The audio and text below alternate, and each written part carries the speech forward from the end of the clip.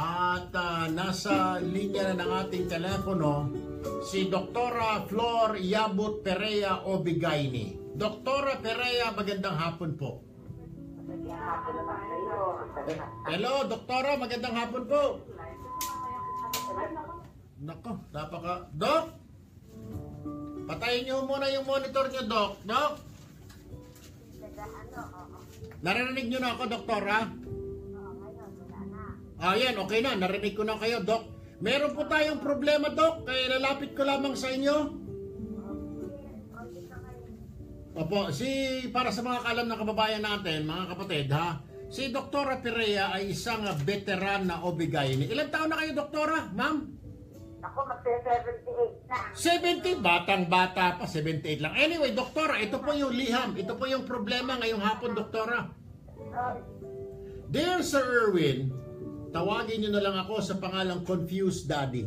I am 26 years old at isang seaman.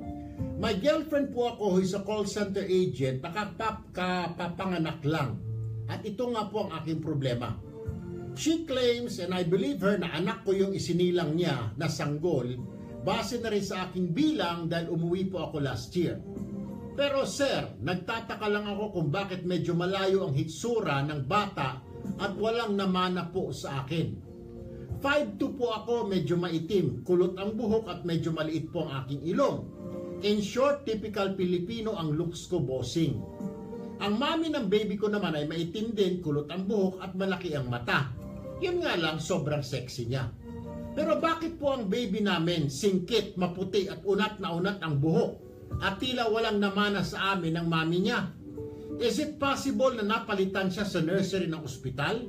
O di naman kaya nasingitan ako, Boss Erwin?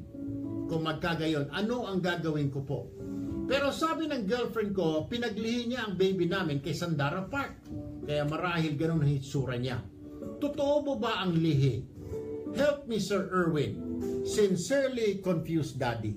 Dok, paano? Meron bang ganito? Yung lihi, totoo ba ito? Pinaglihi ka. Kung kunwari yung misis ko, girlfriend ko, paglihian si ika nga yung silang Britney Spears. Magiging mukha ba ni Britney Spears, Doktora? Tinatawag na parang napapakabit, pero hindi naman actually. Depressed din dyan, very simple. Paternity test. Yung pag-check niya, yung blood, yung transfer, para malaman ko siya nga ang father. Father, ganon. Kukuha na ng sample ng blood or yung hair. O yun, malalaman agad yun kung nagdududa siya. Pero ang sinasabi ko, yung lihi ay meron pregnancy. Yung sinasabi, di ba, 12 yung ibig na 10 yung head. Meron na lawit na parang saging, di ba? Ano po yung lawit na saging, Doktora? Pakipaliwanag. Ngayon ko lang narinig yung may mga lawit na saging. Lumalawit ba ang saging? Hindi. Iba yung saging, may piling ng saging. Okay. Hindi naman 10 yun, kung minsan mas marami doon sa fingers, no? Fingers? Oo, meron, yung makikita mo yung kamay, merong accessory item doon sa... So, ibig sabihin, kakamayin, Doktora? Hindi, yung napaglihan na yung saging na kambal-kambal. Okay. Oo, yung mga ganun. So, Doktora, to cut the story short, pwede yung ganon. Yung bata, ibang-iba sa itsura ng tatay at nanay. Yung bang kung ng isang generation niya, maaaring ganon ang itsura ng parents, no? Meron na akong pasyente, negro yung lumabas, hindi naman sila pareho negro, race nila. Mabuti hindi napatay ng lalaki si babae. Negro. Mabuti hindi napatay ni lalaki si babae. Mabuti hindi napatay ng tatay yung nanay dahil biglang negro ang lumabas. Hindi naman. Kasi kasama naman niya. Alam niyang kaya nang in-raise din nila. Ayun. Ako, kasi nangyari. Ayun. So normal lang yan. Paano, Doktora, kung talagang mga maitim kayo, simulat sa pool, kanununuan mo, mukhang mga negrito, biglang yung lalabas ng misis mo, isisilang niya, mukhang Amerikano, ika nga, ha? Mukha ni Justin Bieber, paano yun? Matangos ang ilong at bland ang buhok. Even to the 10th generation, lumalabas yun. Ganun ba? Oo. So, wag magduda. At ang grandfather ko rin, Espanyol. Oho. Tangos ng ilong. Oo. Meron akong mga anak na tangos ng ilong. Meron namang talaga katulad din ng ilong ko. Oo. Karaniwan. No? Aha, aha. Yun. So, okay lang yon. So, what you're saying, okay lang yon. Kaysa sa yung mukha mo, mukhang matching o mukhang pusa o aso. O kung mukhang umangit, kung pinagligiis ang darapap, bakit naman hindi?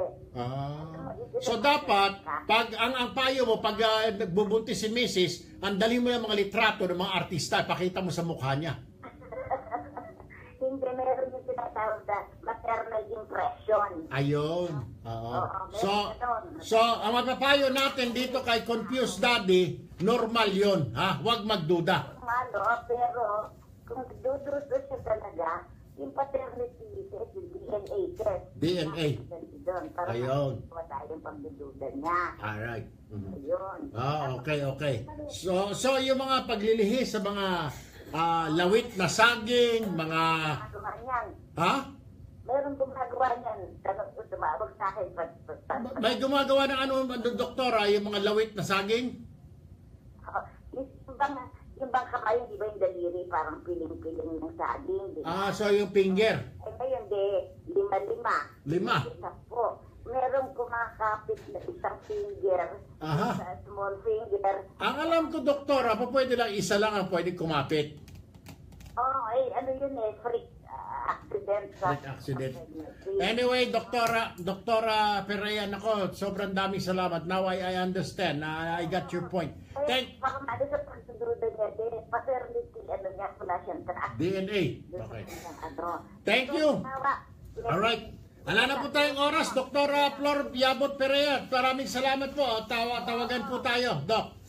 Oo. Thank you po, Doktora Flor Yabot Perea. O, bigay ni.